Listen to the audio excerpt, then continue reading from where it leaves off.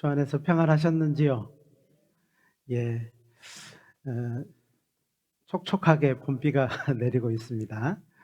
어, 산의 녹음이요, 이제 더 푸르러지고 그런 것 같습니다. 여러분은 여기 정선에 사니까 이해하지 못하는 부분이 있는데도 잘 모르는 부분이 있는 것 같아요. 저는 산을 유심히 보니까 산을 워낙 좋아해서 올라가기는 싫어하는데 보기는 좋아합니다. 산을 보면은요, 한쪽은 연두색인데 한쪽은 짙은 색입니다. 이런 산이 많아요. 왜 그럴까요? 아무도 모르죠.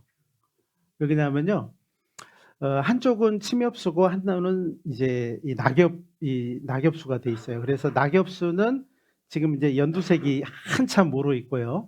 침엽수는 더 시커매지게 돼 있잖아요. 왜 그러냐면요, 이 산이 높고 또 한쪽은 춥고 한쪽은 따뜻해 햇빛을 많이 보니까 그런 것 같습니다. 그래서 많이 보는 쪽은 이게 이제 낙엽수가 많이 있고, 많이 못 본 쪽은 낙엽수는 거의 다 죽고, 침엽수가 이제 이 찬기운에 많이 강한 그런 것이 살아가는 것 같아요. 정말 이제 우리가 주님 안에 살아가는 것이 정말 햇빛을 보고 살아가는 것처럼 사시사철 옷은 갈아입지만 그 아름다움이 계속 유지되는 것처럼 그런 것 같다는 생각이 들었습니다.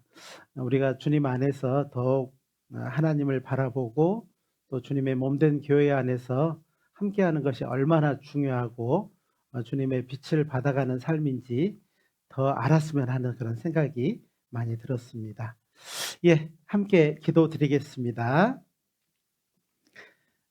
사랑과 자비가 풍성하신 거룩하신 우리 하나님 감사합니다. 5월 첫째 주 또 하나님의 말씀 앞에 함께 시작할 수 있도록 도와주심을 감사드립니다. 어느덧 5월 달이 되었습니다. 1월 달 시작한 지가 엊그제 같은데 벌써 시간이 이렇게 많이 지나서 5월 달이 되었습니다.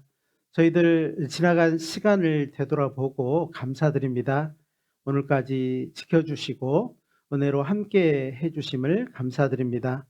우리가 주님 앞에 서는 그날까지도 우리의 삶을 늘 붙들어 주시고 좌로나 우로나 흔들리지 않고 주님의 몸된 교회 안에서 예수님을 맞이할 수 있도록 도와주시기를 부탁드립니다. 우리 중 한 사람도 주님의 이 몸된 교회 안에 머물지 못하다가 예수님을 만나는 일이 있지 않도록 우리 하나님 도와주시기를 부탁드립니다. 우리에게 건강을 주십시오. 우리에게 온전한 마음도 허락해 주십시오. 또 지혜로운 마음도 허락해 주십시오. 또 예수님이 지혜이신데 그 지혜로우신 예수님을 따라서 정말 이 몸된 교회 안에 살아갈 수 있도록 도와주시기를 부탁드립니다. 세상 헛된 그 욕망에 붙잡히지 않도록도 도와주십시오. 또 죄에 물들지 않도록 우리를 지켜주십시오. 그리고 세상 가운데서 빛과 소금의 역할을 하는 하나님의 자녀로서 삶을 살아갈 수 있도록 도와주십시오. 우리의 좁아진 마음을 더욱 넓혀주십시오. 그래서 우리의 마음이 용서하지 못하는 영혼이 있지 않도록 또 우리의 삶도 주님 앞에 더욱 용서받는 삶을 살아갈 수 있도록 도와주시기를 부탁드립니다. 우리는 예수님의 피로 온전히 죄값을 다 치름을 받았지만 육신이 있어서 때로는 우리가 보는 것으로 듣는 것으로 마음에 생각하고 느끼는 것으로 죄를 지을 때가 많이 있음을 주님 앞에 고백합니다. 하나님, 우리를 더욱더 온전한 길로, 거룩한 길로 인도해 주셔서 주님 앞에 서는 그날 부끄럽지 않게 인도해 주시기를 간절히 부탁드립니다. 또 5월 달에는 11일부터 은장의 집회가 계획되어 있습니다. 우리 하나님께서 이 집회를 통해서도 귀한 영혼들 많이 만나 주시고 그 마음을 어루만져 주시고 위로하시는 가운데 그 영혼들이 구원을 받도록 도와주시고 예수님을 마음에 모시고 또 이 몸된 교회 가운데 살아가다가 주님 다시 오실 주님을 이 교회 가운데서 만날 수 있도록 인도해 주시기를 간절히 부탁드립니다. 6월 달에는 또 대집회가 계획되어 있습니다. 이어지는 모든 교회 안에 집회 가운데도 우리 주님 늘 함께해 주시고 또 우리의 온전한 마음이 항상 말씀을 기다릴 수 있도록 도와주시기를 부탁드립니다. 우리 중 어떤 사람도 정말 주께서 이 땅에서 부탁하신 이 복음을 등지고 살아가지 않도록 도와주시기를 부탁드립니다.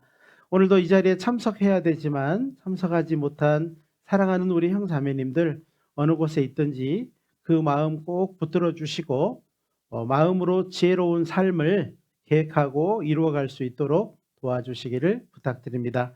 모든 시간을 은혜로우신 주님의 손길에 의지합니다. 함께해 주시고 도와주십시오.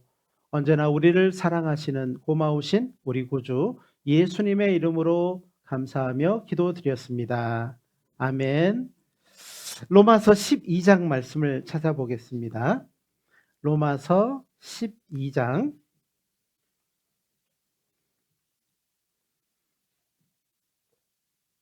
19절부터 21절까지의 말씀입니다. 로마서 12장 신약성경 256페이지 정도 있습니다. 로마서 12장 19절부터 21절까지의 말씀입니다. 찾으셨으면 제가 천천히 읽어드리겠습니다. 내 사랑하는 자들아, 너희가 친히 원수를 갚지 말고 진노하심에 맡기라.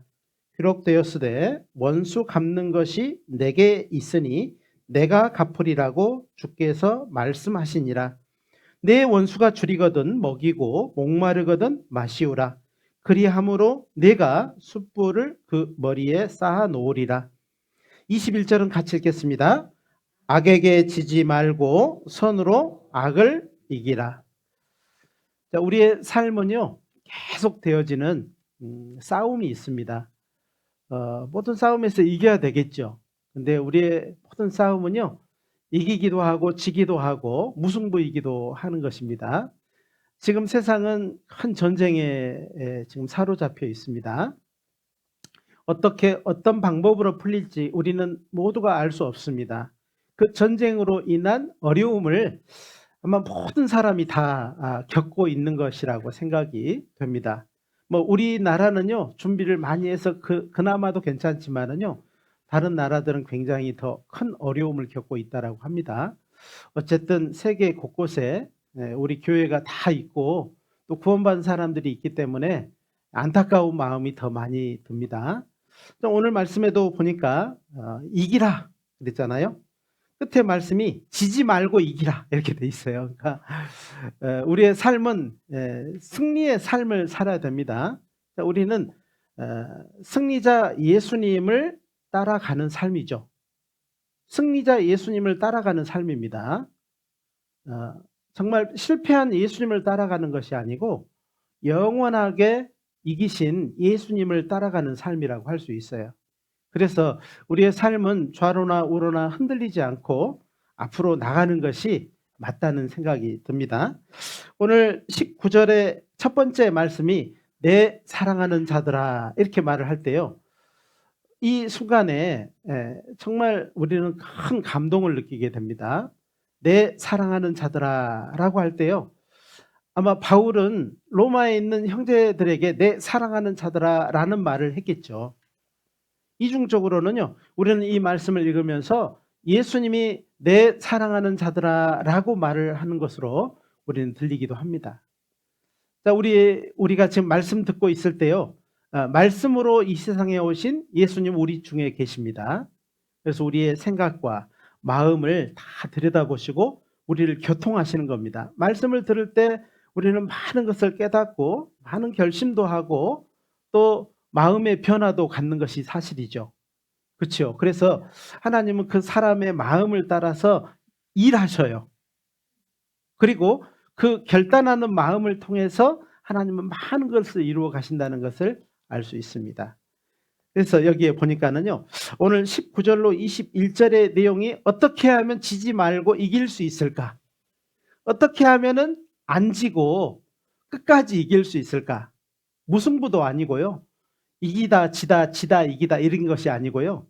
끝까지 이기다가 주님 앞에 승리자로서 후회 없이 설 수 있을까? 그것은요. 바로 용서입니다. 오늘은 용서의 유익에 대해서 한번 배워보려고 해요. 구원받은 사람은 모든 부분에서 예배 드리는 자세로 살아야 됩니다. 예배 드리는 자세, 이제 우리가 정말 산 제사를 드리는 예배는요. 로마서 12장 1절에 보니까는요. 하나님이 기뻐하시는 거룩한 산 제사로 드리라. 이는 너희의 드릴 영적 예배니라. 정말 예배는요. 어떤 것이 예배냐면 이런 절차 순서를 따라가는 것이 예배가 아니고 이 자리에 있는 것이 예배가 아니고 구원받고부터 시작된 것이 예배예요. 모든 삶이 예수님을 마음에 모시고 그 이후의 모든 삶은 예배입니다. 한 번도 예배를 끝내버리면 안 돼요. 저 장로교 다닐 때요. 목사님이 땅 칩니다. 그러면은요. 예배 시작이에요. 그리고 이제 끝나면요. 땅땅땅 칩니다. 그러면 예배가 끝나는 겁니다. 그러면 안 된다 이 말이에요. 구원받고 나서 주님 앞에 서는 그날 예배가 이제 끝나고 이 세상 예배가 끝나고 예수님 앞에 영원한 예배가 시작되는 것이죠. 그러니까 예배는 끝나면 안 되는 겁니다. 예배가 우리는 하지도 못하고 있다가 구원받을 때, 즉 예수님의 피로 죄사함을 확실하게 완전히 깨끗하게 용서받았다는 사실이 마음의 감사함으로 받아들여질 때부터 예배가 시작된 거예요. 그때요, 뭐 내 상태가 전혀 안 상태일 수도 있었습니다. 그런데 어때요? 신분으로 우리는 예배가 시작된 거예요. 그러니까 예배에는 신분이 먼저 완성이 돼야 되죠. 하나님의 자녀라는 신분이 완성이 돼야 돼요. 그래서 이제 정말 구원받은 사람은 항상 모든 부분에서 예배 드리는 자세로 살아야 된다 이 말이에요. 고린도전서 1장 2절에 보면은요. 그리스도 예수 안에서 거룩하여지고 성도라 부르심을 입은 자들을 교회라고 말하잖아요. 즉 하나님의 은혜로 죄 용서함을 받고 새롭게 살아가는 사람을 성도라고 하는 겁니다. 성도는요. 교회 다닌 사람이 성도가 아닌 거예요. 다른 사람들이 저 사람은 그리스도인이래 그래서 성도가 되는 게 아닙니다. 바로 하나님의 은혜로 죄 용서함을 받고 새롭게 살아가는 사람을 성도라 한다 이 말이에요. 하나님이 그 사람을 자녀다 이렇게라고 말을 해요. 요한복음 1장 12절에 영접하는 자 곧 그 이름을 믿는 자들에게는 하나님의 자녀가 되는 권세를 주셨으니 받으셨습니까? 좀 증서를 주시지. 그러면요. 받으셨습니까? 그러면 여기서 탁 꺼내서 여기 있습니다. 이렇게 할 텐데요. 그것이 마음으로 받고 우리의 마음으로 살아가는 거기 때문에 삶으로 나타낼 수밖에 없는 겁니다. 그래서 하나님은요. 이 자녀되는 삶을 자녀다운 삶을 요구하는 거예요. 자녀니까 자녀다운 삶을 요구하는 겁니다. 부모는요. 자녀에게 무슨 삶을 요구해요? 자녀다운 삶을 요구하는 거예요. 잘못됐습니까? 부모가 자녀에게 자녀다운 삶을 요구하는 게 혹시 잘못됐습니까? 잘못된 게 아니에요.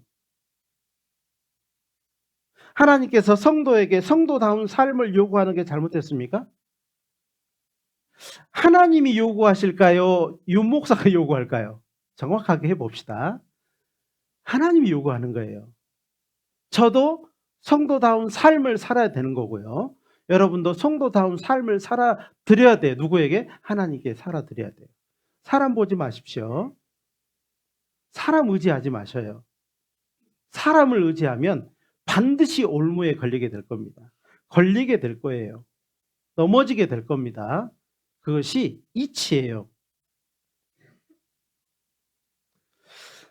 그래서 정말 우리는요, 그러한 삶을 살기 위해서 말씀을 계속 자기 자신에게 공급해 주는 거죠.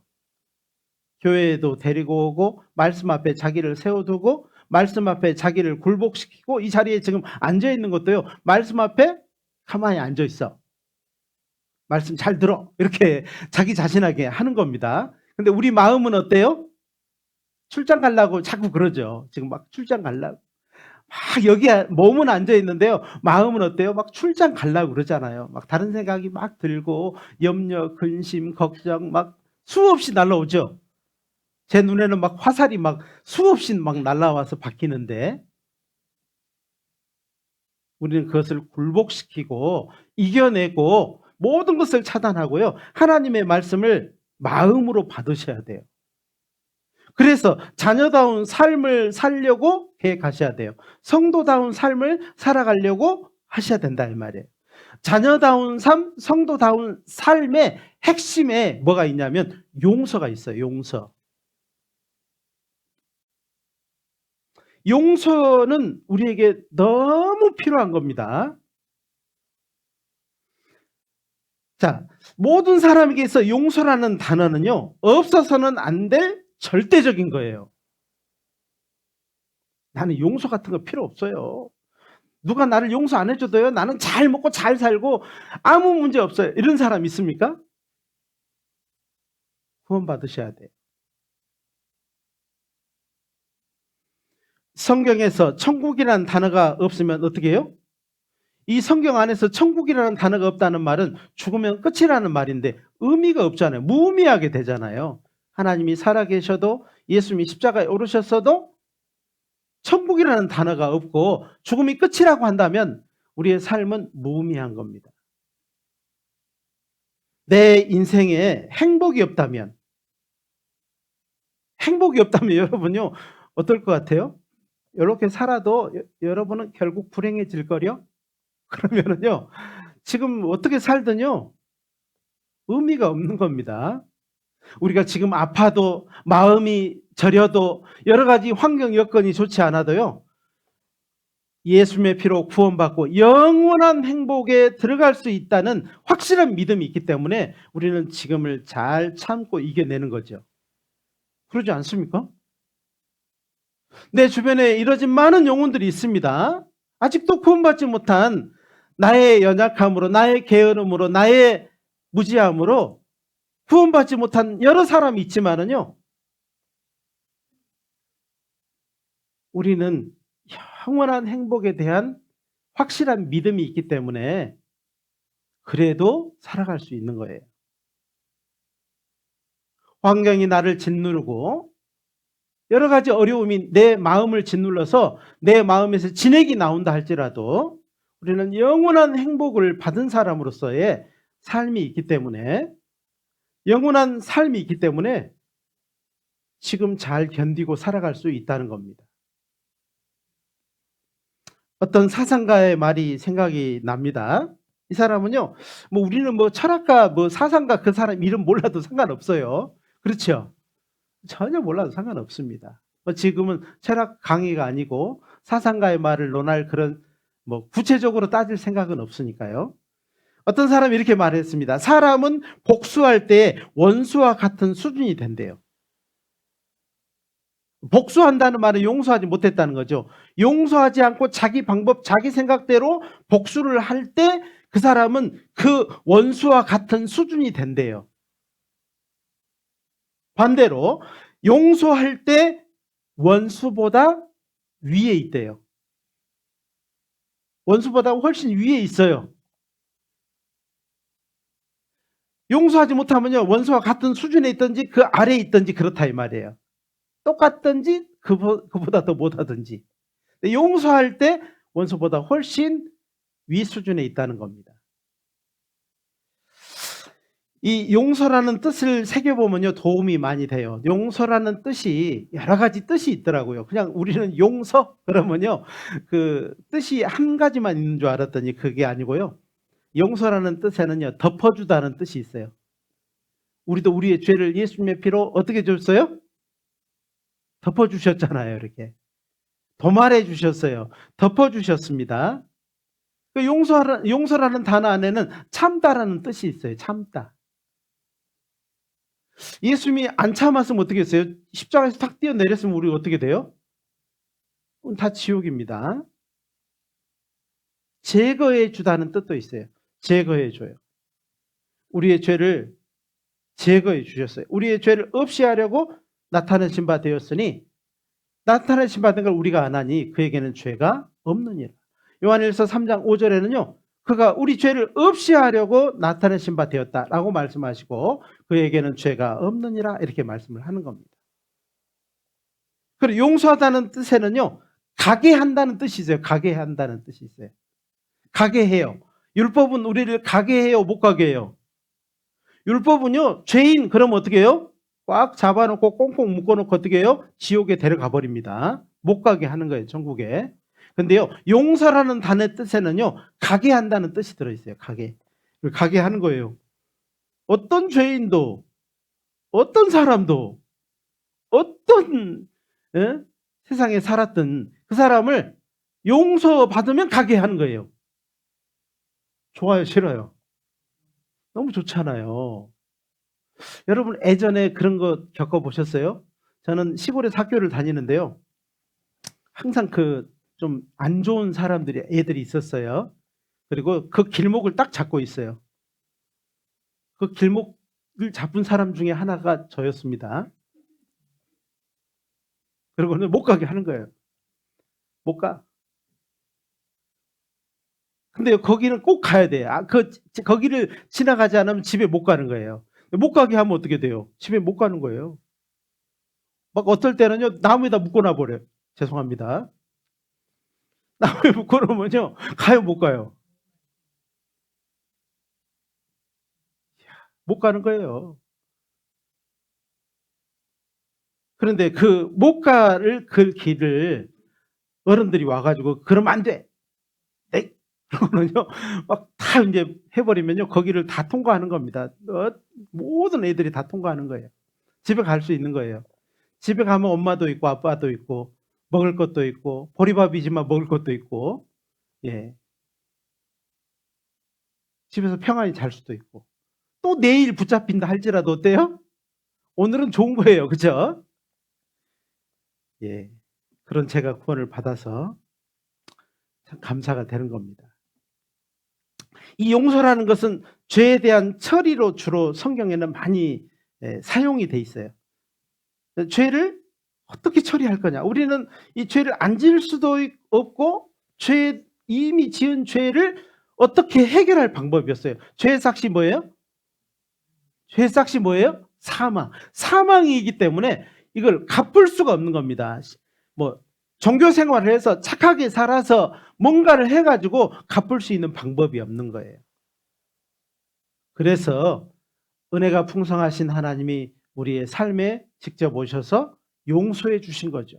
우리는 그 용서해 주신 것을 믿음으로 어떻게 해요? 소유한 사람.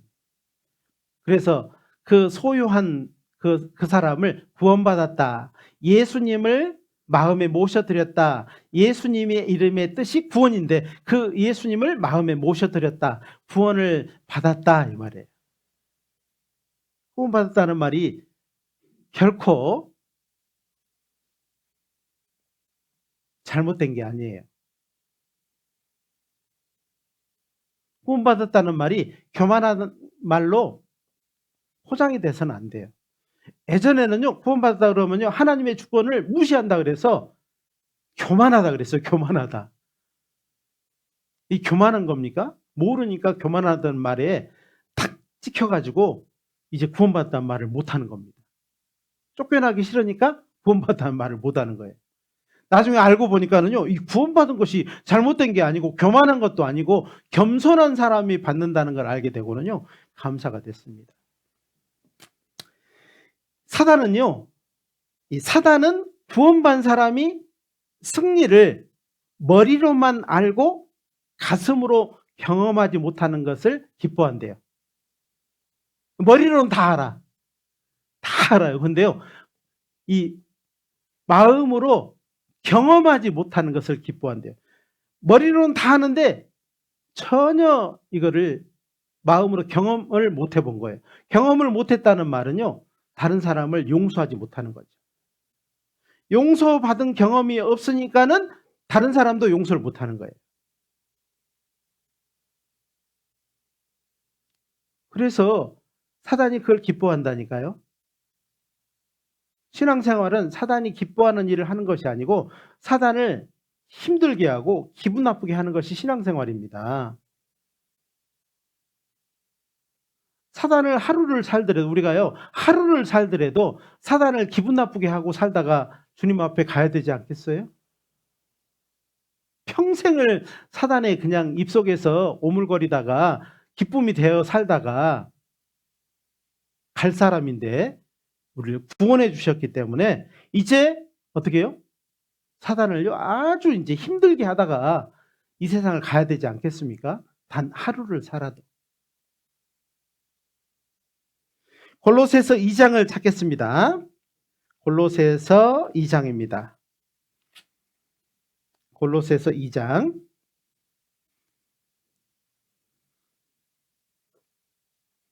13절부터 15절까지의 말씀입니다. 신약성경 326페이지 골로새서 2장 13절로 15절입니다. 또 너희의 범죄와 육체의 무할례로 죽었던 너희를 하나님이 그와 함께 살리시고 우리에게 모든 죄를 사하시고 우리를 거스리고 우리를 대적하는 의문에 쓴 증서를 도말하시고 제하여 버리사 십자가에 못 박으시고, 15절은 같이 읽겠습니다. 정사와 권세를 벗어버려 밝히 드러내시고 십자가로, 그렇죠, 십자가로 승리하셨어요. 승리하신 그 승리에 우리가 동참할 수 있는 유일한 방법은 예수를 믿는 것밖에 없어요. 예수를 마음에 모시고 사는 것밖에 없다 이 말이에요. 예수를 마음에 감사함으로 받아들이는 것밖에 없다는 겁니다. 평생을 죄에 굴복하고 그리고 세상에 굴복하고 살았던 우리가요, 승리자의 삶을 살 수 있는 유일한 방법은 예수를 마음에 모시고 살아가는 겁니다. 예수 그리스도를 믿는 자에게는 승리에 동참하심이 있어요. 신약 성경에는 우리에게 죄로 말미암은 형벌을 제해버리시고 패배자가 아닌 승리자로 가게 하심을 계속해서 말씀하고 있어요. 구원받은 사람은요, 계속 승리자로서의 삶을 살아가게 하기를 바라는 거예요. 그냥 구원받고요, 그냥 탁 죽어서 그냥 하나님 앞에 가는 것이 아니고요, 남은 삶을 승리자로서 이기면서 살아가야 된다 이 말이에요. 패배자로서가 아니고 승리자로서의 삶을 살아가게 하기를 바라고 계신다는 겁니다. 우리의 삶은 순간순간 전쟁에 임하지만은요, 너무나도 많은 패배를 맛보고 있습니다. 그래서 하나님은요, 항상 옆에 계시면서 도와주시려고 하는 겁니다. 우리의 기도를 들어주시고 우리의 기도 가운데서 승리자로서의 삶을 살게 하시기를 원하시는 겁니다. 믿음의 선배들의 삶을 한번 들여다봅시다. 믿음의 선배들의 삶을 들여다보면요, 그들은 승리자로서의 삶을 경험하고 용서하는 삶을 살았어요. 요셉을 한번 생각해 보십시오. 여러분이 요셉이라고 한다면 어때요? 애굽에 팔려간 요셉, 형들의 미움을 받아서 애굽에 종으로 팔려간 요셉, 생각해 봐요. 형들을 용서할 수 있을 것 같아요? 아마 용서할 수 없을 겁니다. 그러나 그는 자기를 판 형제들을 용서했어요. 어떻게 용서했죠? 하나님의 뜻을 깨달을 때 형제들을 용서할 수 있었어요. 아, 우리 가족을 살리려고 나를 앞서 보내셨구나. 누가? 하나님이. 나같이 무식하고 정말 성격도 안 좋은데요, 하나님이 나 같은 사람을 구원해서 이 가정에 첫 열매로 세우셨구나. 왜요? 또 다른 사람을 용서하고 말씀 앞으로 인도하게 하기 위해서예요. 내가 구원받은 것은요, 누구를 위한 것일 수 있습니다. 에이, 나는 뭐 별로 안 좋으니까 나는 빠지고 다른 사람이 다 그 노릇을 하겠지. 이런 사람도 있는데요. 아닙니다. 하나님은요, 계획에 나를 끼워 놓은 거예요. 부모가 먼저 구원을 받고 자녀들이 있다면은요, 그 자녀들을 위해서 부모가 먼저 구원받은 겁니다. 정말 우리 자녀들은 앞으로 구원받을 자녀들도 있습니다. 아직 내 뱃속에 있는 자녀들도요, 구원받아야 돼요? 저절로 천가요? 구원받아야 됩니다. 신앙생활을요, 잘 하셔야 돼요. 거기에서 내가 싫다고 해서 내가 빠질 수 없어요. 하나님 나를 다 거기다 끼워 놓은 겁니다. 책임감이라고 있는 거예요. 부모는요, 누구도 주지 않는 책임감을 가지고 있는 거죠. 요셉은 자기를 판 형제들을 용서했습니다. 그리고 하나님의 섭리를 알고 형들을요, 자기에게 온 형들을 어떻게 했어요? 저처럼 못 가게 했어요? 가게 했어요? 가게 했죠. 저 같으면요, 못 가. 나무에 막 묶어놓고 못 가. 집에 못 가. 그렇게 했을 텐데요. 요셉은요, 가게 했다니까요. 가게 했어요. 가. 형들 걱정하지 마. 염려하지 마. 형들의 자녀들도 내가 다 가게 할 거야. 살게 할 거야. 가게 했습니다. 모세는 어땠습니까? 모세는요, 그 누이 미리암과 그 형 아론의 비방을 받았죠. 비방을 받았어요. 아니, 그 자기 형제들의 비방을 받았다니까. 남의 비방을 받은 것이 아니고 누나와 형의 비방을 받았다 이 말이에요. 참 마음에 용서하기가 어렵습니다. 그런데 그는 용서했어요. 그리고 문둥병이 걸린 그 형제들을 고쳐주시기를 기도하고, 그리고 이 광야 같은 세상을 이제 끝까지 같이 가게 해주시기를 기도했다 이 말이에요. 신앙생활은요, 어때요? 우리가 전도하는 것은 우리와 함께 가기를 원하는 거죠. 우리가 어떤 교리를 전하는 것이 아니고요, 우리가 마음으로 받은 하나님의 사랑을 마음으로 전하는 것은 예수님 앞에까지 우리가 함께 가기를 원하는 거예요. 그 마음뿐이에요. 다른 거 있어요? 우리가 전도하면서요, 돈이 벌어져요, 재산이 늘어요. 네? 전도하다 보면 어때요? 돈도 들어가고, 무시도 받고, 여러 가지 어려움도 받지만은 왜 우리가 멈추지 않죠? 함께 가야 되기 때문에 그런 거예요. 함께 예수님 앞에까지 함께 가야 되는 목적 때문에 그런 것이지 다른 게 없다는 겁니다. 다윗도, 바울도 생각해 보십시오. 그는 다윗도 죄를 지었지만은요, 하나님의 용서하심으로 가게 했습니다. 바울도 정말 하나님께 열심히 있었지만은 하나님의 의를 모르고 자기 의를 세우려고 힘써 하나님의 의를 복종치 않은 사람이었지만, 예수님은 바울을 만나서 이제 하나님의 사도로서, 예수님의 사도로서 가게 했어요. 그의 모든 그 열심으로 우리에게까지, 이 땅끝에 살고 있는 우리에게까지 복음이 전해져서 우리도 가게 한 겁니다. 사도 바울의 열심이 우리까지 가게 한 거예요. 예수님은 온 세상 사람의 죄를 갚아주시고 믿음으로 천국 가는 길을 모든 사람이 가게 해놓으셨어요. 길을 열어놓으셨어요. 생명의 길을 열어놓으셨어요. 많은 사람들이 그 길을 원하지 않고 예수 믿고 오기를 원치 않기 때문에 그 길을 못 가는 겁니다. 가게 하셨지만은 많은 사람이 가지 않은 거죠. 구원받는 우리에게 용서는 많은 유익을 줍니다. 사실은요, 유익이 왜 나에게 유익이 없냐면요, 내가 용서하지 않기 때문에 유익이 없는 거예요. 용서를 한번 해보십시오. 그러면요, 많은 유익을 경험하게 될 겁니다. 즉, 다르게 말하면 다른 사람의 죄를 덮어주고 가게 하면은요, 그것이 나에게 내 길을 형통하게 하는 방법이라는 겁니다.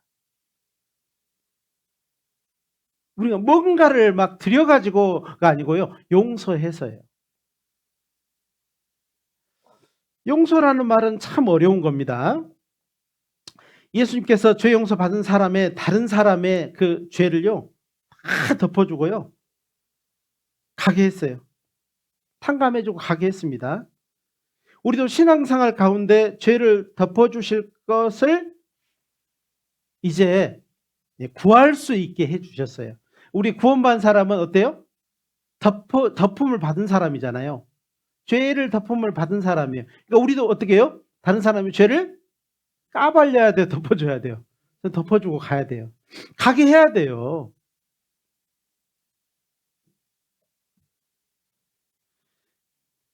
마태복음 6장에 보면 예수님이 가르쳐준 기도가 있어요. 하늘에 계신 우리 아버지여, 이름을 거룩히 여김을 받으시오며 나라 임하옵시며 뜻이 하늘에서 이루어진 것 같이 땅에서도 이루어지이다. 우리가 우리에게 죄 지은 자를 용서해 준 것 같이 우리의 죄를 용서하여 주옵시고 시험에 들지 말게 하옵시고, 이렇게 돼 있잖아요. 이게 이제 하나님, 예수님 우리에게 가르쳐준 기도 가운데 있는데요, 그 기도에 보면은요, 우리의 죄를 우리가 용서받은 것 같이 다른 사람의 죄를 용서할 때 우리도 용서받는 길이 열린다는 겁니다. 그리고 시험에 들지 말게 하옵시고 라는 말은, 즉 우리의 삶에 장애물이 없이 형통하게 해주실 것을 바라는 거죠. 신앙생활도 장애물이 있을까요, 없을까요? 있습니다. 시험에 드는 일도 있고요, 장애물에 걸리는 일이 있다 이 말이에요. 그런데 그 앞에 용서라는 단어가 있어요. 용서하지 못하면 장애물에 걸리게 되는 겁니다. 장애물에 걸리게 되고 넘어지게 되고 쓰러지게 되고 형통하지 못한 삶을 살 수밖에 없다는 겁니다. 자, 구원받은 사람의 용서가 이제 나에게 얼마나 유익되는지를 한번 살펴보고 오늘 말씀을 마치도록 해볼 거예요. 한 3가지만 살펴보려고 하는데요. 마가복음 11장을 한번 찾아보겠습니다. 마가복음 11장입니다. 마태, 마가, 그렇습니다. 마가복음 11장 25절, 마가복음 11장 25절, 신약성경 74페이지 정도 됩니다. 25절입니다. 제가 먼저 읽어드리겠습니다. 서서 기도할 때에 아무에게나 혐의가 있거든 용서하라. 같이 읽겠습니다. 그리하여야 하늘에 계신 너희 아버지도 너희 허물을 사하여 주시리라 하였더라. 자, 이 말씀이 아주 짧지만은요 내용이 들어 있습니다. 즉 용서할 때에 자신의 허물도 용서받게 된다는 겁니다. 어떻게 할 때 용서받게 된다고요? 쫙 할 때 용서받아요? 용서할 때요. 용서라는 단어가 어떤 사람에게 굉장히 어려울 거예요. 난 그래도 안 돼. 내가 용서를 못 받는 한이 있어도 나는 용서 못 해. 그렇습니까? 용서를 해야 돼요. 그것 때문에 내가 구원받을 수도 있잖아요. 그 어려움 때문에 용서받을 수도 있는 거예요. 아니, 구원받을 수도 있는 거예요. 그런데 구원받아놓고 자기는 용서 못 해. 이러면 안 된다는 겁니다. 기도하는 사람의 용서는, 여기서 이제 기도하는 사람, 서서 기도할 때에 아무에게나 혐의가 있거든 용서하라 그래요. 혐의가 있거든 이 말은요, 그 허물이 있거든 용서하라, 따지지 말고 용서하라는 겁니다. 덮어주라는 거죠. 가게 하라는 거죠. 참아주라는 겁니다. 그 기도할 때의 용서는요, 왜 필요하냐면 하나님과 자신 사이의 장애물을 먼저 제거하는 거예요. 자, 제거해놓고 가는 게 좋을까요? 뛰어넘는 게 좋을까요? 그렇죠. 제거해놓고 가는 게 좋죠. 꼭 어떤 사람은 장애물은 뛰어넘는 맛이야. 그러면서요, 부딪히고 깨지고 못 넘어가고 헤매고 이렇다 이 말이에요. 그래야 돼요. 딱 제거해놓고 가야 돼요. 제거해놓고 가야 된다 이 말이에요. 제거해놓고 가려면 용서해야 돼요. 용서하면 제거되고 가는 겁니다. 여기서 용서는 다른 사람들의 잘못이나 허물을 꾸짖거나 벌하지 않고 가게 하는 거죠. 근데 우리는 그렇게 잘 돼요? 잘 안 돼요? 잘 안 되죠. 잘 안 되는 것은 노력을 해야 돼요. 노력을 하면 그에 대한 상응한 값이 치러지는 겁니다. 자, 그렇지 않으면 내 기도가 막히고 형통하지 못하다는 것을 말을 하는 거예요. 기도가 막혀버려요. 용서하지 않으면 어떻게 해요? 기도가 막혀요. 기도가. 여러분 한번 기도 한번 막아보시죠. 한번 막아봐요. 코, 입하고 딱 막아봐요. 이렇게. 코, 입 딱 닫고 있어봐요. 한 5분만 있어봐요. 여기 있는 사람 다 기절해 있을 겁니다. 기도가 막히면 형통하지 못하다는 거라니까요. 용서하셔야 돼요. 마태복음 6장입니다. 마태복음 6장입니다. 마태복음 6장 14절 15절입니다.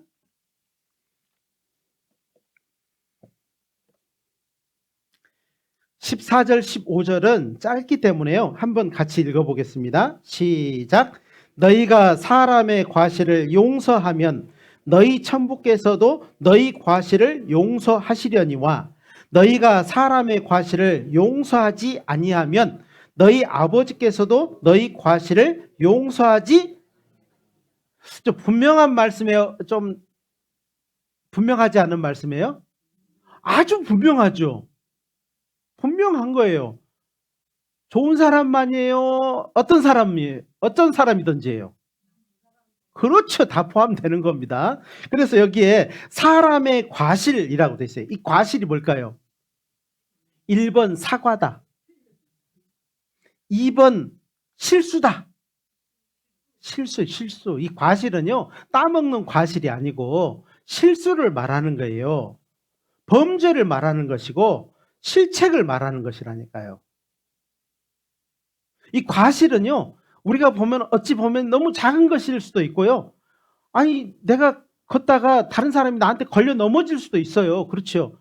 일부러 걸려 넘어지게 하려고 막 발을 내민 사람도 있지만은요. 아니, 어쩌다 보니까는 나에게 걸려서 넘어진 사람이 있어요. 그건 실수예요. 실수죠. 그건 실수라고 하는 거예요. 또 다른 사람의 실수, 그 실책, 때로는 오해. 이 과실이라는 뜻에는요, 오해라는 말, 실수, 실책이라는 말이 다 들어있거든요. 용서하면 너희 천부께서도 너희 과실을 용서하시려니와 너희가 사람의 과실을 용서하지 아니하면 너희 아버지께서도 너희 과실을 용서하지 아니하시리라. 분명하게 말씀하고 있습니다. 용서받았다면 용서하고 살아라 이 말이에요. 다른 사람이 나에게 대한 잘못과 허물에 대한 하나님의 요구는 쉽지 않아요. 그래서 하나님이요, 여러 차례 반복적으로 말씀을 하는 거죠. 용서해라, 용서해라. 한번 성경에서 용서라는 단어를 한번 딱 쳐보십시오. 얼마나 많이 나오는가? 셀 수 없이 나와요. 왜 이렇게 말씀하셨을까요? 이게 어렵기 때문에 그런 거예요. 다른 사람이 나한테 실수한 것은 실수로 여겨져요? 일부러 그런 것처럼 여겨져요? 일부러 그런 것 같아요. 오해는 오해로만 생각하면요, 그냥 이렇게 풀 수 있습니다. 근데 오해가 뭐예요? 오해를 품고 있으면요, 뭐가 돼요? 소설이 됩니다. 소설이 뭐가 돼요? 실제가 되는 거예요. 왜 그랬다고요? 품고 있기 때문에. 품으면 어떻게 돼요? 자랍니다. 자라가지고 어떻게 돼요? 새끼를 쳐요. 그래서 문제가 되는 거예요.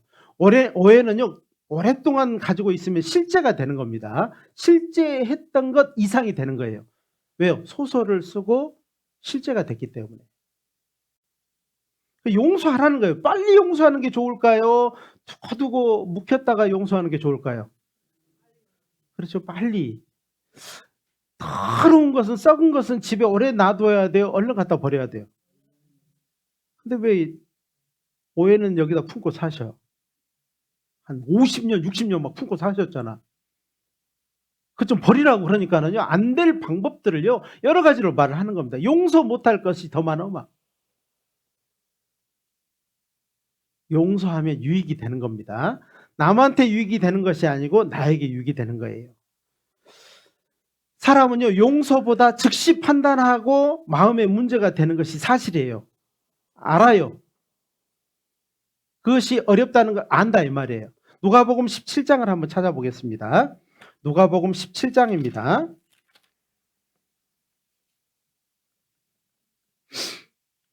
3절 4절입니다. 이 말씀이 없이는요, 이 누가복음 17장 이 말씀을요, 이해를 잘 못해요.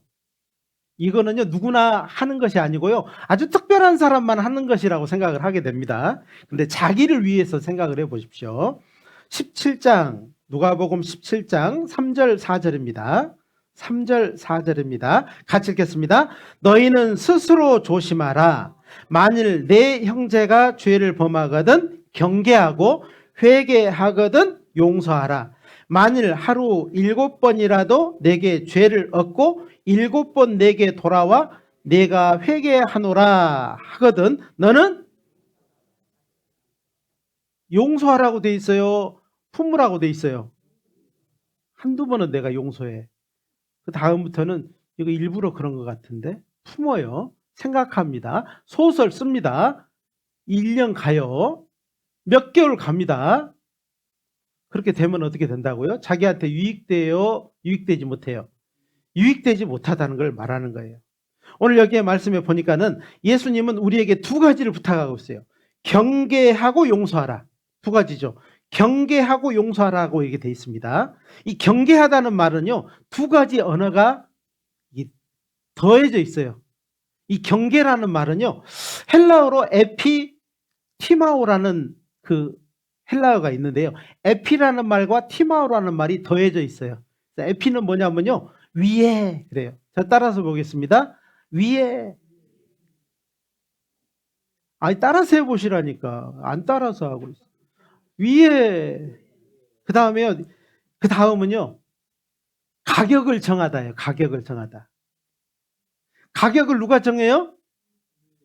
위에서 정하는 거예요. 위에서. 경계하라는 말은요, 위에서 가격을 정하니까 우리는 어떻게 해야 돼요? 기다려야 되는 거예요. 경계하라는 말은요, 즉시 판단하고 딱 끝내버리라는 것이 아니고 위에서 가격을 정할 거니까 어떻게 해야 돼요? 우리는 기다리라고. 자기를 살피고 기다리라고. 스스로 조심하라 그랬어요. 스스로 조심하라는 말이 누구한테 말하는 말이에요? 네가 조심해. 네가 조심하라고 이 말이에요? 내가 조심해야 돼요. 내가 조심하는 거예요.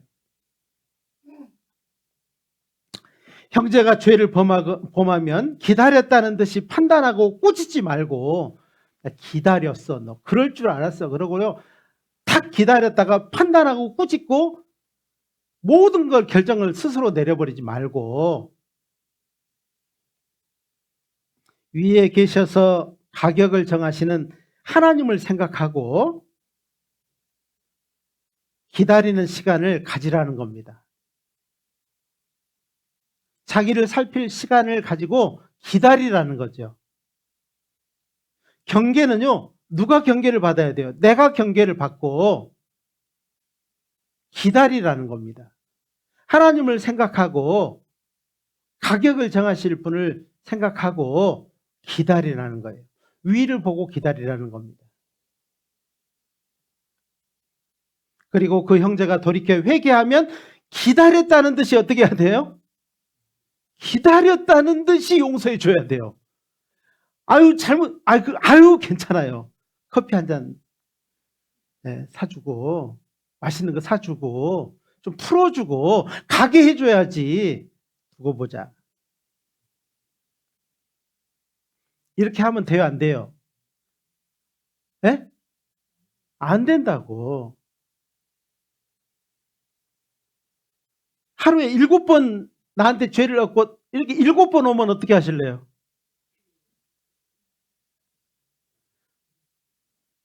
기다렸다는 듯이 용서하고요. 가게 하라고. 이것이요. 구원받은 사람의 뭐예요? 능력입니다. 따라서 해보겠습니다. 구원받은 사람의 능력이다. 다시 한번 따라서 해보겠습니다. 나의 안 따라서 하는 사람이 오늘 아주 밤새서 해보게요. 나의 능력이다. 능력이에요. 나의 능력이에요. 아무나 하는 게 아니에요. 구원받은 내가 할 수 있는 능력이라고요. 그 능력을 어디다 쓰려고 하지 않냐 이 말이에요.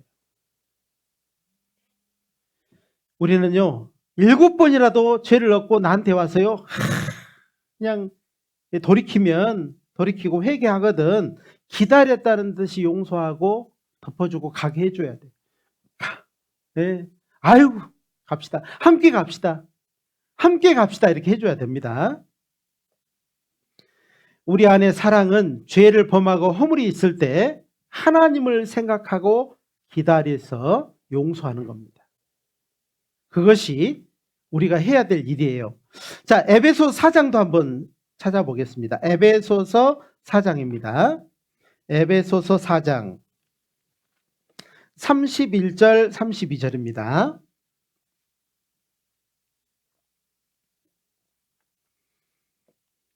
(31절) (32절입니다) 에베소서 4장 신약성경 315페이지 31절 32절입니다. 같이 읽겠습니다. 너희는 모든 악독과 노함과 분냄과 떠드는 것과 회방하는 것을 모든 악의와 함께 버리고 서로 인자하게 하며 불쌍히 여기며 서로 용서하기를 하나님이 그리스도 안에서 너희를 용서하심과 같이 하라. 여기 두 가지 단어가 있죠. 여기도요. 버리고 용서하라. 버리지 못하고 용서하지 못하면 뭐가 생겨요? 버리지 않고 용서하지 못하면 뭐가 생겨요? 틈이 생기는 거예요. 그래서 27절에 마귀로 틈타지 못하게 하라 이렇게 말씀하시잖아요. 틈이 생기는 겁니다. 버리지 않고 용서하지 않음으로 뭐가 생긴다고요? 틈이 생기는 거예요. 마귀는 뭘 타고 다녀요? 틈 타고 다니는 거예요. 왜 틈을 내주셔요? 왜 마귀를 즐겁게 해주셔요? 마귀가 괜히 기분 나쁜 게 뭐냐면요. 죄를 만들어냈는데 다 용서해버려. 가게 해버려. 그러면요. 막 마귀는 어쩔 것 같아요? 틈을 내려고 그렇게 했는데 모든 걸 용서해버립니다. 우리 구원받은 사람은요. 베드로보다 나은 사람이에요. 70번에 7번이라도 용서하라는 말씀을 베드로에게 예수님 말씀하셨습니다. 우리는요. 하루에 매일 용서를 해보십시오. 하루에 뭐 용서할 일이 한 번만 있겠어요? 하루에 한 번만 용서한다고 생각을 하시고 1년 365일을 생각해 보셔요. 몇 년이면은 베드로한테 말한 70번에 7번을 넘어설 수 있을까요? 여러분 신앙생활 얼마나 하셨습니까? 하나님 우리를 보실 때요. 베드로보다 훨씬 낫게 생각하시는 겁니다. 매일매일 용서하며 형제자매를 내 앞에 가게 해줘야 돼요. 운전할 때 꼭 그런 사람 있어요. 운전할 때요. 내 앞질러 가는 것을 용서하지 못하는 사람이 있어요. 저처럼. 저도 참 이게 고쳐야 돼요. 운전 버릇을 고쳐야 되는데 그 생각을 제가 많이 했어요. 가게 하면요 편해. 내 앞에 가게 하잖아. 그러면 나는 편해. 내가 막 앞서가려고 그러면 불편해져요. 가게 하는 것이 훨씬 편하더라고요. 가게 해주셔요. 누구든지 내 앞서 가고자 하면은요, 가게 해주세요. 나보다 더 낫다라고 하면요, 낫다라고 해주세요. 자기 방법이 옳다라고 하면요, 옳다라고 해주세요. 네? 해주시라고. 깎아버리지 말고, 못 가게 하지 말고, 윤목사처럼 막 나무에다 묶어놓고 이렇게 하지 말고, 가게 해주시라고, 가게. 아셨죠? 가게 해줘야 돼, 가게. 가게 해주면 돼요. 이 마태복음 18장 23절 25절에 보면요, 이 비유가 있어요. 1만 달란트 빚진 사람이 탕감을 받았어요. 근데 가다가 친구를 만났는데 500데나리온 빚진 사람을 만나가지고 모가지를 잡고 못 가게 했어요. 이런 일이 있었다 이 말이에요. 용서해 준 사람이 1만 달란트 용서해 준 사람이 그 말을 듣고요, 그 사람한테 찾아갔어요. 내가 너 1만 달란트 요즘 돈으로 10조를 탕감해 줬는데 너, 야, 네 돈 1,000만 원 떼어먹은 사람 용서를 안 해주고 그러면 되냐? 안 된다. 그러면 안 된다. 이렇게 말한 겁니다. 1만 달란트는 요즘으로 하면 10조예요. 10조. 요즘엔 막 1억 이런 건 돈도 아닙니다. 그죠? 2억 이게 돈도 아니에요. 훅 불면 날아가 버려요. 그죠? 저만 그런가 보다. 요즘 한 10조, 뭐 조 단위로 이렇게 해야지. 뭐 차량 번호도요, 50조 그러면요 눈에 확 띄잖아요. 와, 50조짜리네. 저만 그런가요? 우리 딸이 그러네요. 그만하세요, 아빠. 그러네. 오늘은 뭐가 잘 안 풀리는 날입니다. 우리는요, 예수님께 10조를 탕감받는 사람입니다. 이 세상에서 아무리 나한테요, 실수를 하고 오해를 하고 그래서요, 그건 1,000만 원짜리밖에 안 되는 거예요. 우리가 10조 탕감을 받은 사람이 어떻게 1,000만 원짜리를 잡고 목 잡고 안 보내주고 용서하지 못하고 내 동댕이 치고 이렇게 하면 되겠냐 이 말이에요.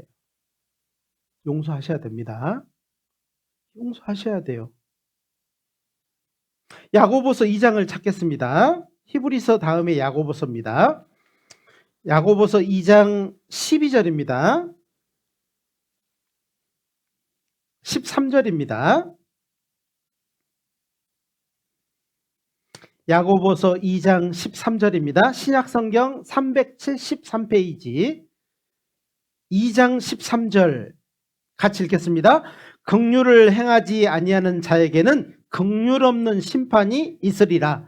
긍휼은 심판을 이기고 자랑하느니라. 긍휼, 이게 뭐냐면요, 사랑과 자비를 말하는 거예요. 사랑과 자비는 심판을 어떻게 한다고요?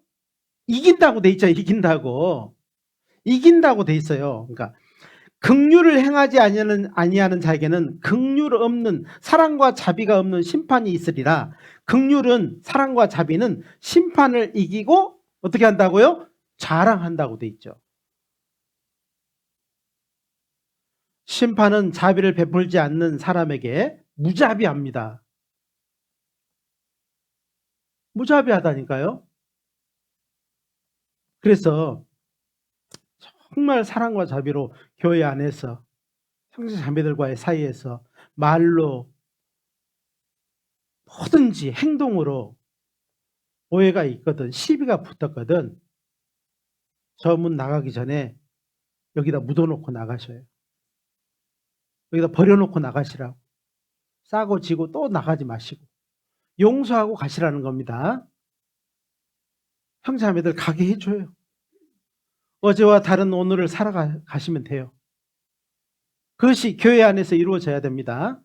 두 번째는 용서하면 많은 것이 회복이 됩니다. 고린도 후서 2장을 찾겠습니다. 고린도 후서 2장입니다.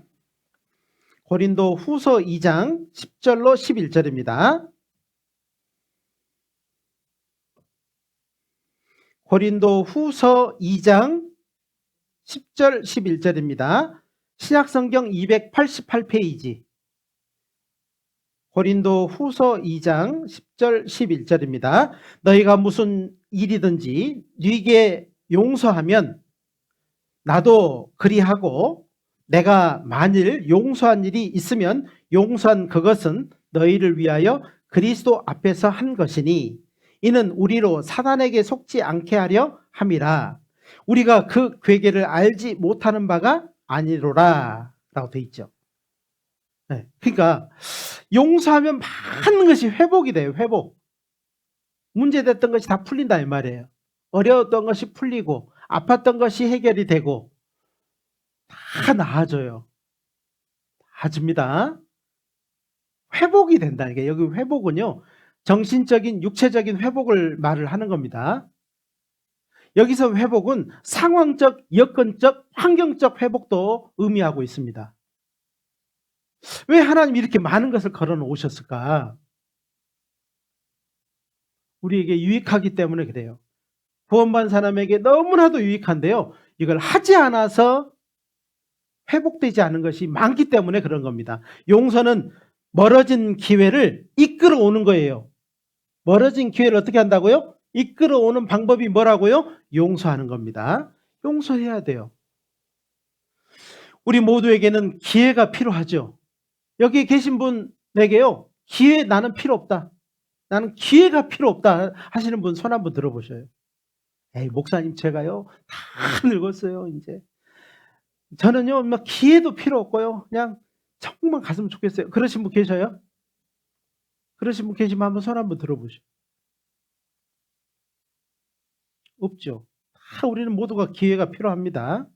새롭게 주님 앞에 달려갈 기회를 얻고 싶은 것이 우리 모두의 삶 아니겠습니까? 어제와 다른 오늘 새롭게 달려가고 싶은 것이 모두의 소원 아니겠어요? 그런즉 누구든지 그리스도 안에 있으면 새로운 피조물이라. 이전 것은 지나갔으니 보라 새 것이 되었도다.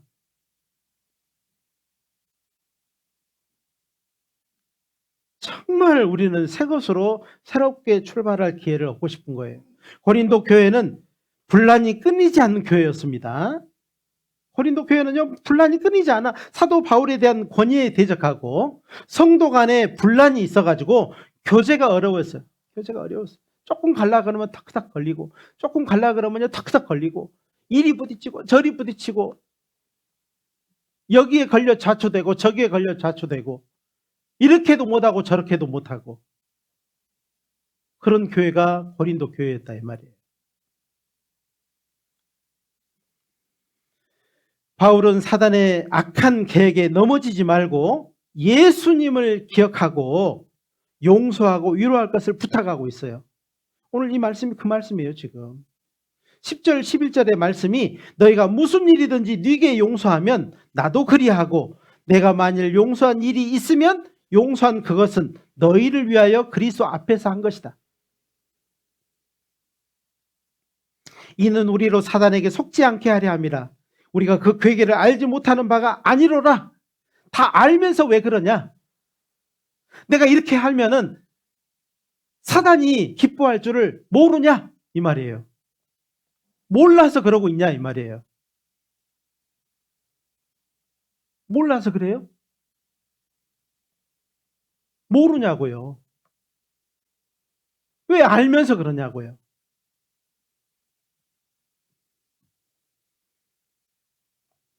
그러므로 교제가 회복되면 쌓아두신 은혜를 맛보게 되는 겁니다.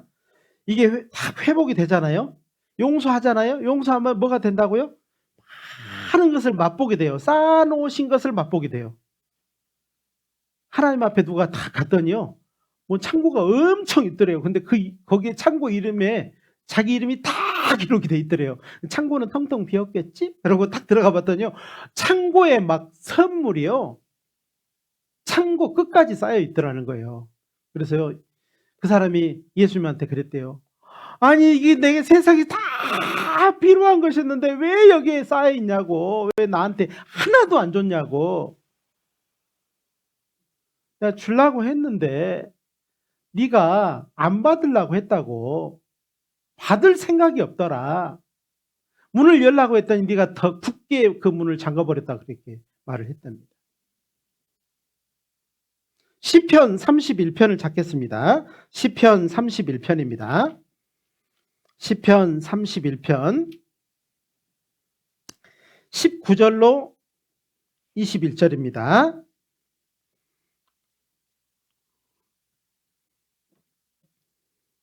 시편 31편 19절로 21절입니다.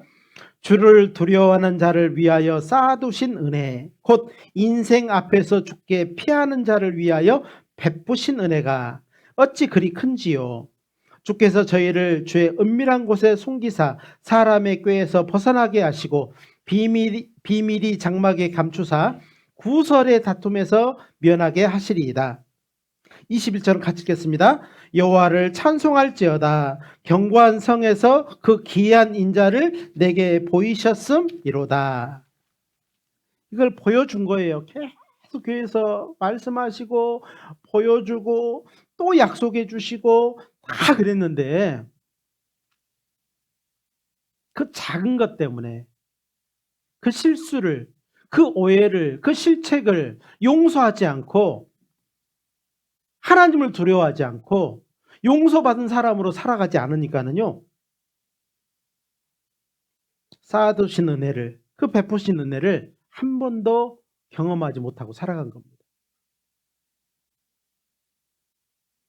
주님이 안타까워서 이런 말씀을 하시는 거 아니겠어요?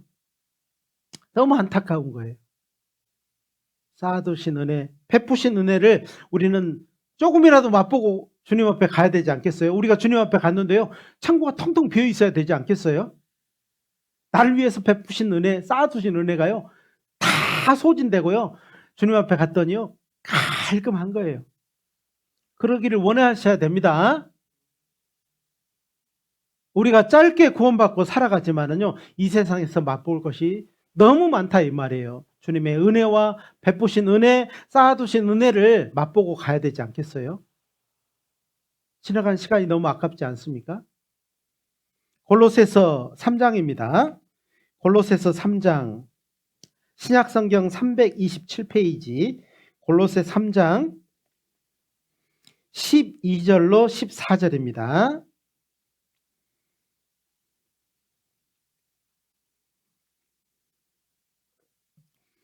(12절로) 14절입니다. 골로새 3장. 자, 읽어드리겠습니다. 그러므로 너희는 하나님의 택하신 거룩하고 사랑하신 자처럼 긍휼과 자비와 겸손과 온유와 오래 참음을 옷 입고, 누가 네게 혐의가 있거든 서로 용납하여 피차 용서하되 주께서 너희를 용서하신 것과 같이 너희도 그리하고. 14절 같이 읽겠습니다.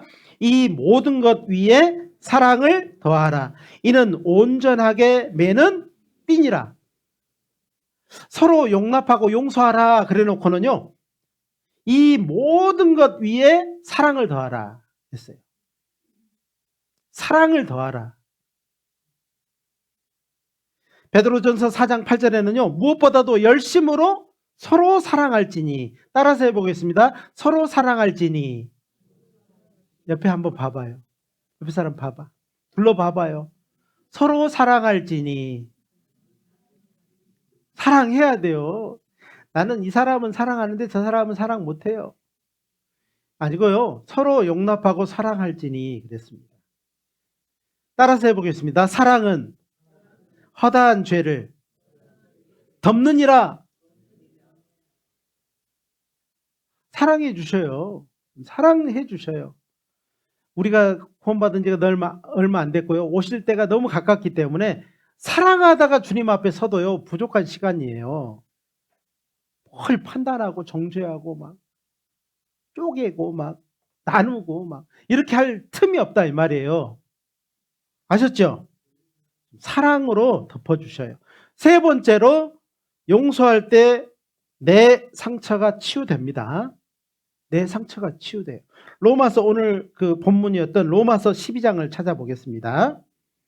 로마서 12장 20절 21절입니다.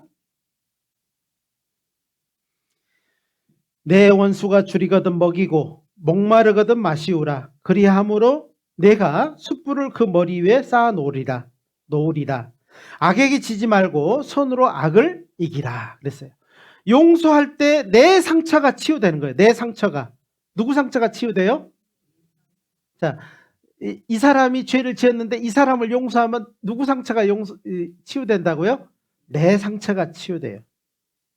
최고의 복수는 용서라고 했습니다. 사랑의 원자탄, 그럼 누군지 아셔요? 손양원 목사입니다.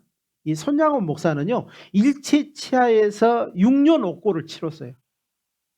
일제치하에서 6년 옥고를 치렀으니까 손톱 발톱 다 뽑히고 많은 고초를 당했습니다. 그리고는 8.15 해방 후에 애양원, 소록도에 있는 애양원에서 가족과 함께 1200명의 나환자를 돌봤어요. 그 돌보던 중에 여순 반란 사건이 일어났어요. 거기가 여순 그쪽입니다. 여수 순천. 소록도가 있는 곳이 그 여수 순천 그쪽이에요. 여순 반란 사건 때 두 아들을 잃었어요. 두 아들의 이름이 동인과 동행이었는데 그 눈에도 넣어도 아프지 않을 두 아들 동인과 동행을 잃어버렸다 이 말이에요. 죽였다 이 말이에요. 누군가가. 근데 그 목사님이요, 두 아들을 죽인 안재선이라고 하는 사람을 양아들로 받아들였어요. 눈에 넣어도 아프지 않는 동인과 동행을 죽인 그 안재선이라는 사람을 자기의 양아들로 맞아들였다니까요. 그리고 지극정성으로 보살피고요, 역경을 이겨냈어요. 역경을 이겨냈다는 말은 용서함으로 스스로 치유함을 받았다 이 말이에요. 그런데요, 6.25 전쟁이 일어났어요. 6.25 전쟁이 일어났어요.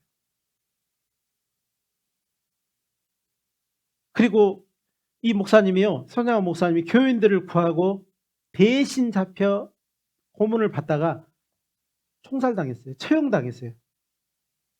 총살을 당했는지 죽창에 찔려 죽였는지 모르지만 죽임을 당했어요. 이 죽임당한 손양원 목사님을 앞에 두고요, 그 양아들 안재선이라고 하는 사람이요, 뭐라고 한 줄 아셔요? 이 말이 유명한 말입니다. 죽은 자를 살려놓고 아버지가 먼저 가시다니요 그랬어요. 그러니까 안재선은 그 두 아들을 죽인 살인자였잖아요. 그런데 그 아들을 살려놓고, 안재선을 살려놓고 아버지가 먼저 가시다니요 그러면서 통곡을 하고 울었다잖아요. 우리도 예수님을 알지 못하고 예수님을 죽인 사람들이었습니다. 예수님을 십자가에 못 박은 사람이었어요. 근데 하나님이 우리를 자녀 삼아 주셨습니다. 아들 삼아 주셨어요. 손양원 목사님이 두 아들을 죽인 그 안재선을 양아들로 받아준 것처럼요, 우리를 하나님의 아들 삼아 주셨다니까요. 상속자 삼아 주시고 영원한 천국을 약속해 주셨잖아요. 우리는 지금 살아 있습니다. 우리가 해야 될 일이 뭐예요? 열심히 다니고 말씀 열심히 듣고, 그것도 중요하지만은요, 용서하셔야 돼요. 용서를 하셔야 돼요. 혹시 마음에 깊은 상처가 있습니까?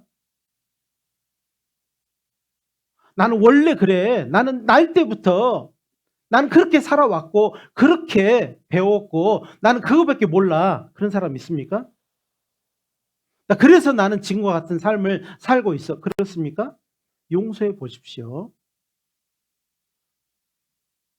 용납하고 용서해 보십시오. 많은 것을 덮어주시고 많은 것을 가게 해 주십시오. 용서라고 하는 것은 누군가가 나를 만져도요, 내버려 두는 겁니다. 용서라고 하는 것은요, 나에게 영리라고 하는 게 없어요. 다른 건 다 만져도 되는데 요것 만지면 나는 뒤집어져. 이런 거 있죠? 있어요, 없어요? 그거 한번 거기서부터 용서 한번 해보십시오. 그러면 다른 것도요 다 용서할 수 있습니다. 어떤 사람은요 막 가족을 그러면요 눈이 확 뒤집어진 사람들이 있어요. 좀 용서하시고 가게 해 주십시오. 그러면 나에게 내 마음의 상처가 치유되는 것을 경험하게 될 겁니다. 더 나아가 불쌍히 여겨 사랑해 보십시오. 그리고 중심에 품고 기도해 보십시오. 용서라고 하는 것은요, 사랑한다는 것은 그 이상의 것을 말하는 거예요. 중심에 품고 기도해 보시라는 거예요. 나에게 놀라운 일이 있게 될 겁니다. 잠언 25장을 찾겠습니다. 잠언 25장입니다. 21절, 22절입니다. 이 말씀이요. 로마서 12장 20절, 21절을 이 1절이 인용한 말씀이기도 합니다. 잠언 25장 21절, 22절입니다. 같이 읽겠습니다. 내 원수가 배고파하거든 식물을 먹이고 목말라 하거든 물을 마시오리라. 그리야 하는 것은 핀 숯을 그 머리에 놓은 것과 일반이요. 여호와께서는 내게 누구한테 상 준다고요? 아유, 그 원수한테 막 식물을 먹이고 막 마시웠더니 어떻게 됐다고요? 나한테 상이 크다 이 말이에요. 나한테 상이 있다 이 말이에요. 누가 이렇게 말씀하셨어요? 날 구원해 주신 우리 주님이 이렇게 말씀하셨어요. 그렇게 하셔야 됩니다. 우리는 우리가 해야 될 것을 힘써야 합니다. 갚는 것은 우리의 일이 아닙니다. 우리가 힘써야 될 것은 용서하고 사랑하고 위해서 기도하는 것입니다. 뭐 하는 것이라고요? 우리가 해야 될 게 뭐라고요? 판단하고 정죄하고 미워하고 내쫓아버리고 이런 거예요? 우리가 해야 될 것은 용서하고 사랑하고 위해서 기도해 주는 것입니다. 신명기 32장도 찾아보겠습니다. 신명기 32장입니다. 신명기 32장 35절입니다. 신명기 32장 35절입니다. 구약성경 315페이지 신명기 32장 35절입니다. 예, 찾으셨으면 같이 읽겠습니다. 보수는 내 것이라 그들의 실족할 그때에 갚으리로다. 그들의 환난 날이 가까우니 당할 그 일이 속히 임하리로다. 보수는 누구 거라고요? 누구 거라고? 하나님 거. 보수가 이게 돈을 말하는 게 보복을 말하는 겁니다. 갚는 것. 모든 걸 갚는 것은 누구 거라고요? 하나님 것이라는 거예요. 우리는 뭐 하라고요? 사랑하고 용서하고 기도해 주는 것이 우리가 해야 될 일인 겁니다. 누군가 교제는 무덤이라고 했습니다. 교제가 뭐라고요? 아니, 목사님 교제가 무덤이라고 하면 우리는 교제 가면 계속 무덤에 들어갔다 나오고 무덤에 들어갔다 나오고 그런 건가요? 이 무덤이라고 하는 것이 뭐냐면요. 이 교제는 무덤이래요. 이 무덤을 딱 파보면 뭐가 나와요? 더러운 것, 괴로운 것, 죄된 것, 시기, 질투, 원망, 불평 등등등. 시체가 그 안에 들어있으니까 막 시체 더러운 게 있잖아요.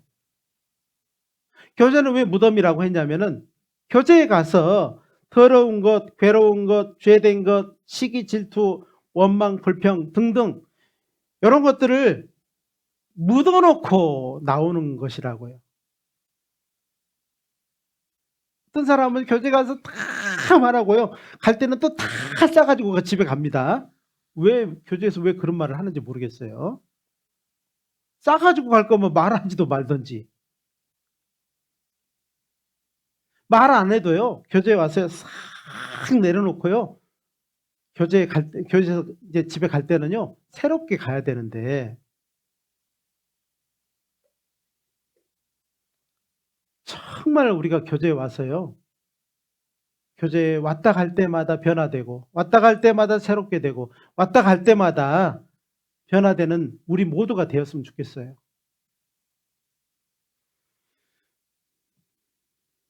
용서받고 회복되고 치유받는 곳이 바로 주님의 교제입니다.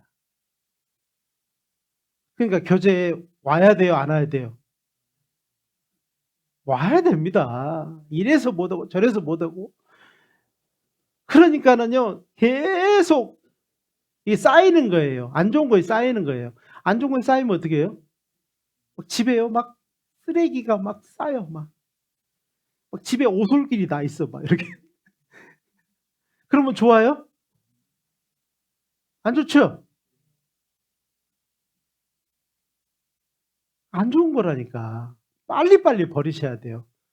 빨리빨리 버려야 집도 깨끗하고 건강해지는 겁니다. 교제에 와서요, 싹 묻어놓고 가는 거예요. 교제 무덤에다가요, 더러운 것, 괴로운 것, 죄된 것, 시기, 질투, 원망, 불평들 다 묻어놓고 그냥 가셔. 주님이 뭐라고 하냐면 잘했다 그럴 거예요. 주님의 교제가 그래서 우리에게는 꼭 필요한 것이고 우리의 발을 씻는 것이고 우리의 새로운 삶을 다시 시작하는 출발점이 되는 겁니다. 아셨죠? 한번 그렇게 해보실랍니까? 정말 오늘 세 가지를 배웠는데요. 용서할 때 자신의 허물도 용서받게 되는 겁니다. 두 번째로 용서하면 많은 것이 회복되는 것입니다. 세 번째로 용서할 때 내 상처가 치유되는 겁니다. 아셨죠? 이걸 꼭 기억하시고 정말 여기서요 충성되게 이렇게 살아가다가 주님 앞에 섰을 때 후회가 모두가 없기를 간절히 바라겠습니다. 기도하고 마치겠습니다. 자비로우신 우리 하나님 감사합니다.